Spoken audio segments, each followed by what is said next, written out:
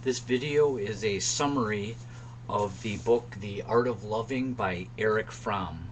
I'll read just a couple of passages in the book and then go through the main points.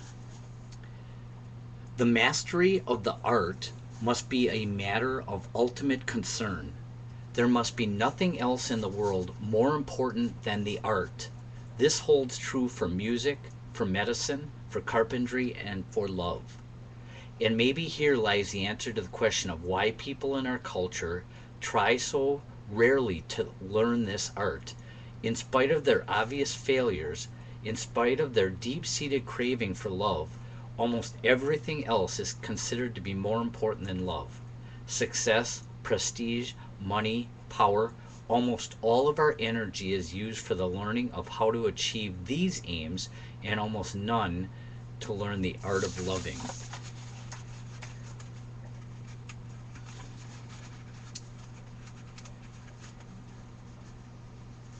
Love is the active concern for life and the growth that which we love. The main concepts of love, of learning this art of loving, are care, responsibility, respect, and knowledge.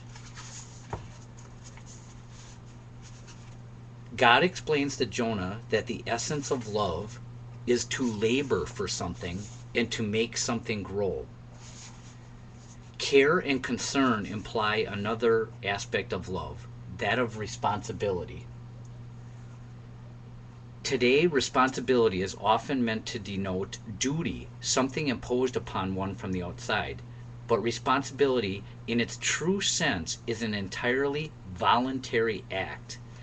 It is my response to the needs, expressed or unexpressed, of another human being. To be responsible means to be able and ready to respond. Jonah did not feel responsible to the inhabitants of Nineveh.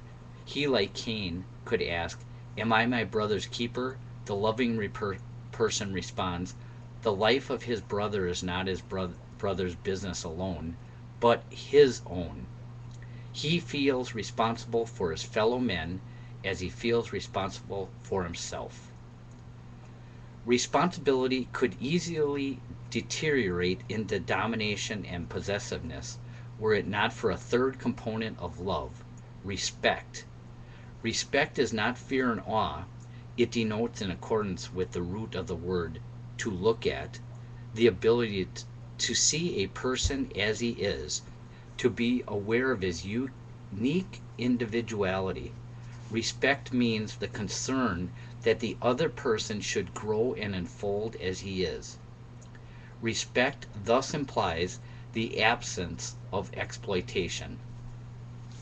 To respect a person is not possible without knowing him. Care and responsibility would be blind if they were not guided by knowledge. Knowledge would be empty if it were not motivated by concern. There are many layers of knowledge. The knowledge which is an aspect of love is one which does not stay at the periphery, but penetrates to the core. It is possible only when I can transcend the concern for myself and see the other person in his own terms. We know ourselves, and yet even with all the efforts we make, we do not know ourselves. The further we reach into the depth of our being, or someone else's being, the more the goal of knowledge eludes us.